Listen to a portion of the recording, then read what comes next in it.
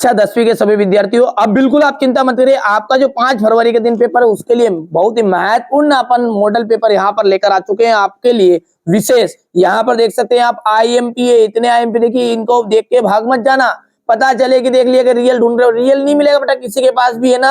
आप तो अच्छे से तैयारी करो, गारंटी है जिसको भी इन बच्चों की तरह परसेंटेज बनानी है, देखिए ये पर्चे कोई फेक नहीं है, ये हमारी मेहनत के बच्चे हैं, ऑफलाइन कोचिंग वाले है ना, 96 91। इस तरह से आप परसेंटेज बनाना चाहते हो तो जो पेपर अपन सोल्व करा रहे हैं कंप्लीट करके जाइएगा एक बार परीक्षा हाल में जाने से पहले।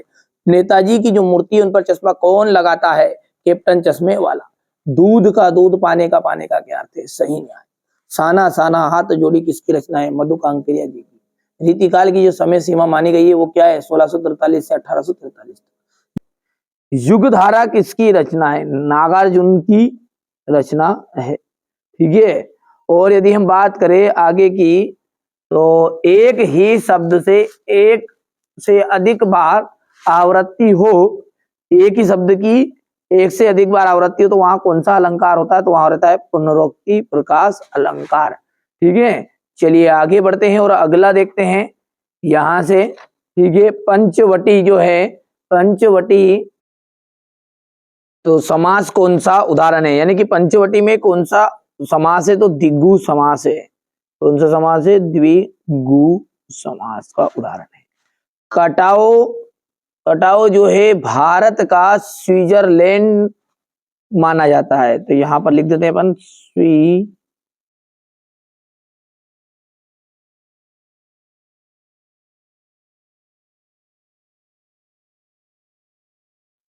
स्विट्जरलैंड। जे शंकर प्रसाद की डिडेस कविता हमारे पाठ्य पुस्तक में संकलित है। जे शंकर प्रसाद की आत्मकथ्य कविता,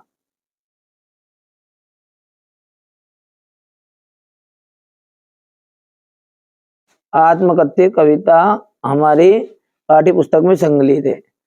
कामयानी एक क्या है? कामयानी एक महाकाव्य है, महाकाव्य। एक से अधिक अर्थ देने वाले शब्द अनेकार्थीय शब्द कहलाते हैं। ये जाएगा अनेकार्थीय शब्द। चलिए आगे बढ़ते हैं और अगला देखते हैं। मन्नू भंडारी के जो पिता है रसोई को भटियार खाना कहते थे। क्या कहते थे? भटियार खाना।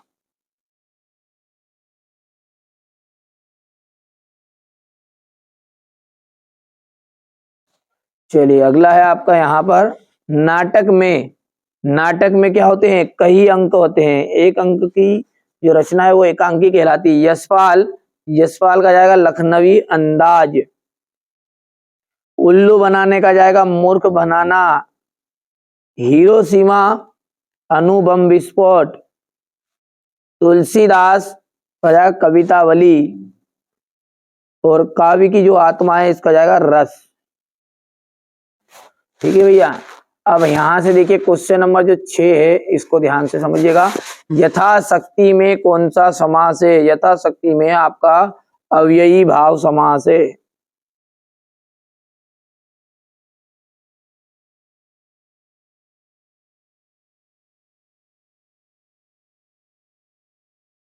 मेरे द्वारा पुस्तक पढ़ी जा रही है, इसमें कौन सा वाच्य है? तो कर्म वाच्य।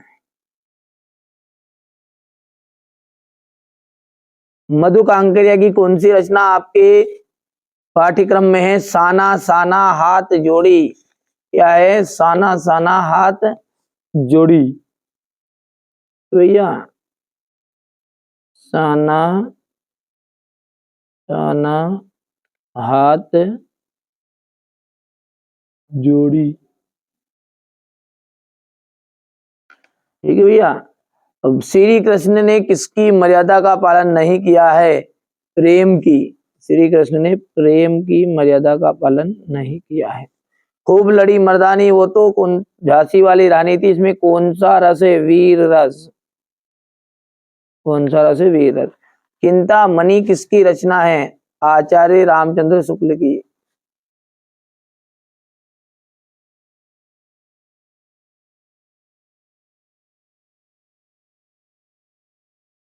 शुक्ल की, ठीक है, अब यहां से आगे बढ़ते हैं और सत्य सत्य देखते हैं। सप्त ऋषि में कर्मधारी समास है, तो ये आपका यहां पर देखिए बिल्कुल गलत बात है। और भोलानाथ के पिताजी के साथ जांदा रहता था, ये बिल्कुल सत्य बात है आपकी। लेखक की प्रति एक रचना श्रेष्ठ होती है, गलत बात है। कहीं सही की एक आधी पंक्ति, कौन सी लाइन सत्य होती है। हजारों फसल हजारों खेतों की मिट्टी का गुणधर्म है, ये सत्य रहेगा। चौपाई छंद में 16 मात्रा होती है, ये सत्य है। और अंतिम भी सत्य रहेगा। अब क्वेश्चन नंबर जो 6 है, इसका मैं आपको अगले वीडियो में सॉल्यूशन दूंगा। यहाँ से बढ़िया से आप तो देखिए पेपर को बढ़िया से कंप्लीट करना है ना। यहाँ से देखिएगा, भगत की पुत्र वधु ने अकेला क्यों नहीं छोड़ना चाहती थी। यशपाल इंद्र मिश्र को का साहित्यिक बिंदु पर परिचय देना है आपको। अंगूठा दिखाना, मुहावरे का अर्थ देख लीजिए, वाक्य प्रयोग है। ठीक है भैया, ये देश की सीमा पर बैठे फौजी किस तरह की कठिनाइयों से जूझते हैं। यहाँ से देखिए रीतिकाल की प्रमुख 2 विशेषताएं, जय शंकर प्रसाद अथवा सूरदास की काव्यगत विशेषताएं। और आत्मकथा सुनाने के संदर्भ में अभी समय नहीं है, अभी ने ऐसा क्यों कहा। फाल्गुन में ऐसा क्या होता है जो बाकी ऋतुओं में से भिन्न होता है। फसल हाथों के स्पर्श की गरिमा और महिमा कहकर कवि का क्या कहना व्यक्त करना चाहता है। गोपियों ने उद्धव से योग की शिक्षा कैसे लेने लोगों को देने की बात कही है। यहाँ से देखिए महाकाव्य किसे कहते हैं, 2 महाकाव्यों के नाम लिखिए। रौद्र रस की परिभाषा देनी है। चौपाई छंद की परिभाषा, अतिशयोक्ति अलंकार की परिभाषा देनी है। नाटक एकांकी में अंतर हो गया, ये क्वेश्चन नंबर आपका 18 है। आंखों देखा खेल पर अनुच्छेद लिखना है, ये क्वेश्चन नंबर 20 है आपका। बढ़िया से आप तो कंप्लीट करो है ना। ये क्वेश्चन नंबर आपका 20 हुआ है। ये क्वेश्चन नंबर 21 है। क्षेत्रीय अधिकारी माध्यमिक शिक्षा मंडल, ठीक है, मध्य प्रदेश भोपाल को 10वीं बोर्ड की परीक्षा की अंक सूची की प्रतिलिपि मंगाने हेतु आवेदन पत्र देना है। अपने बड़े भाई बहन को सम्मिलित होने हेतु मित्र को पत्र लेनी है। ये क्वेश्चन नंबर आपका 22 है। आगे बढ़ते हैं।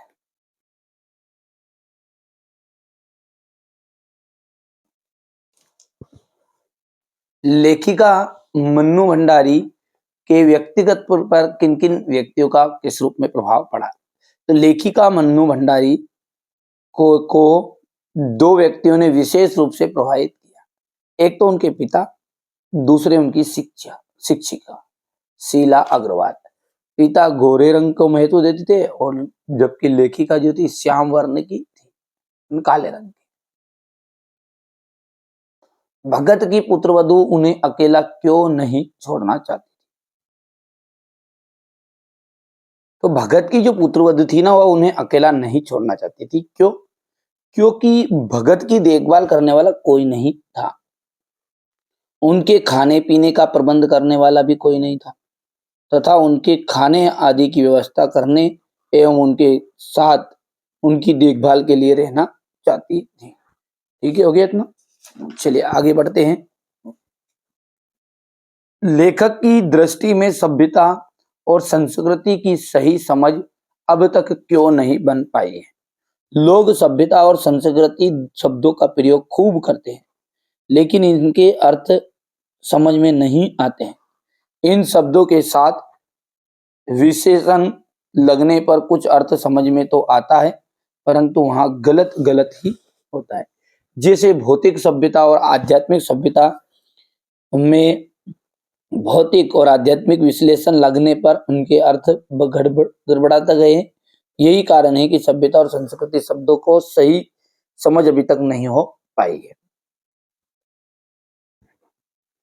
आगे बढ़ते हैं और अगला देखते हैं। तो यहां से देखिएगा आपका यशपाल और यतीन्द्र मिश्र का आपका लेखक परिचय क्वेश्चन नंबर उसमें। तो यहां से आप यशपाल का लेखक परिचय करना है आपको। ठीक है, हमारे जो एमपी बोर्ड में होता है ना, वो आपसे है ना ये जीवन परिचय ये इतना पूछता ही नहीं है ना, आपसे रचनाएं पूछता है। तो यहाँ से देखिए ज्ञानदान, तर्क का तूफान, पिंजरे की उड़ान, झूठा सच, देशद्रोही। और भाषा शैली आप देख लीजिएगा। ये शैली है।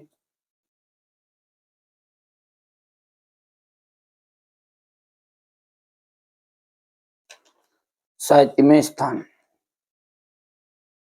ठीक है भैया, चलिए इसके बाद में आगे बढ़ते हैं ना, तो अगला देखते हैं अपना।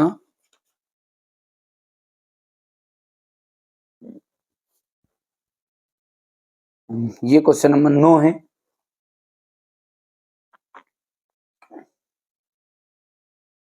समास विग्रह करना है रातों रात का, रात ही रात में। और अव्ययी भाव समास इसमें वंशधर का वंश को धारण करने वाला हो जाएगा और कर्म तत्पुरुष रहेगा।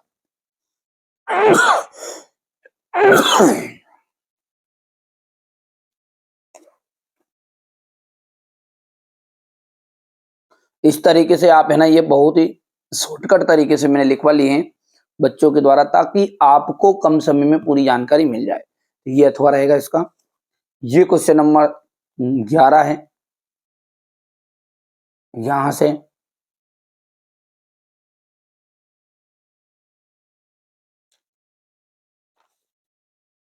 यदि हम बात करें आगे की क्वेश्चन नंबर 12 की, तो जयशंकर प्रसाद का है क्वेश्चन नंबर 12 में आपका। तो ये आप जीवन परिचय का स्क्रीनशॉट लीजिए फटाफट से। देखिए यहां से पूछता है अपने एमपी बोर्ड में, थे ना भैया, रचनाएं हैं कामयानी, लहर, झरना, आंसू। काव्यारी, लहर, झरना, आंसू। करुणालय, चित्रधार, प्रेम पथिक, महाराणा का महतु, कानन, कुसुम आदि। ये आप पहले ऊपर के चार भी बहुत है, कामयानी, लहर, झरना, आंसू।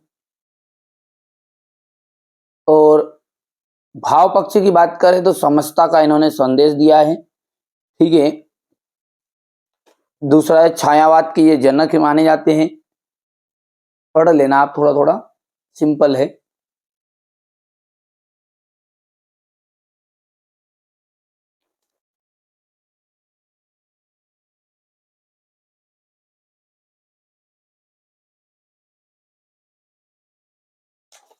और साहित्य में स्थानीय। ठीक है। अब जयशंकर प्रसाद के अलावा है आपका सूरदास जी का। तो सूरदास का ये रहा।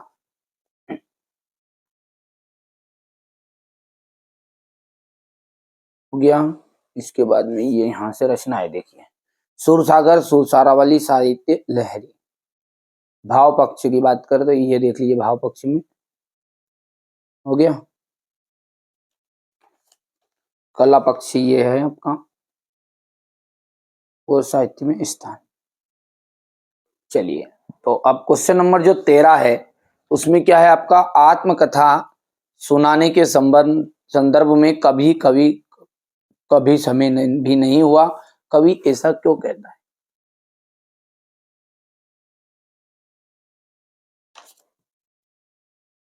यहां से क्वेश्चन नंबर 14 है।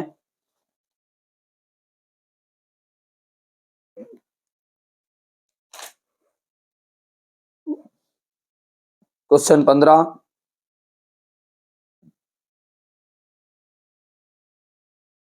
रौद्र रस को का उदाहरण आपको बता देना है, यहां से लिख लेना है। बच्चों ने नहीं लिख पाए तो ये प्रश्न आप कर लेना, कंप्लीट मिल जाता है वैसे तो। चौपाई छंद की परिभाषा, अतिशयोक्ति अलंकार की परिभाषा,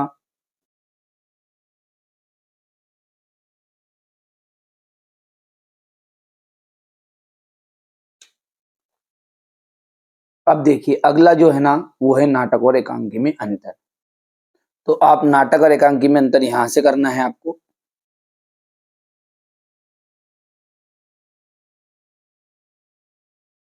ठीक है, ये बढ़िया से कंप्लीट करना भैया, है ना।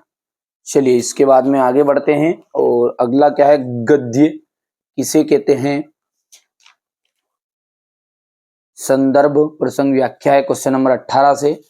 तो ये क्वेश्चन नंबर 18 से पहले तो आप पेपर में स्क्रीनशॉट ले लो अच्छे से। ये यहां से है, ये क्वेश्चन नंबर 19, ये क्वेश्चन नंबर 20 आपका रहने वाला है। ये क्वेश्चन नंबर 21,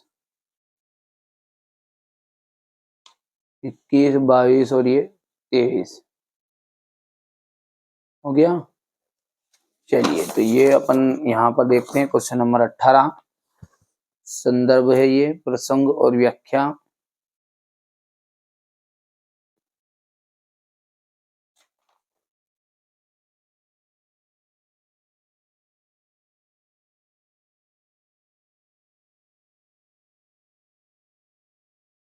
हो गया, ये आपका क्वेश्चन नंबर 19। ये तो इंटरनेट के संबंध में भाई बहन पे संवाद लिखना है आपको।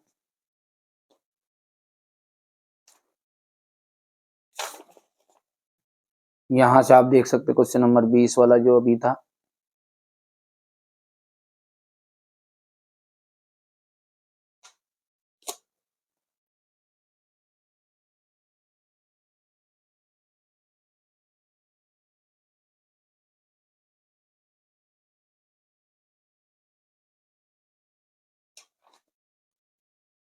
चलिए ये आपकी अवकाश लिखनी है क्वेश्चन नंबर 21 में।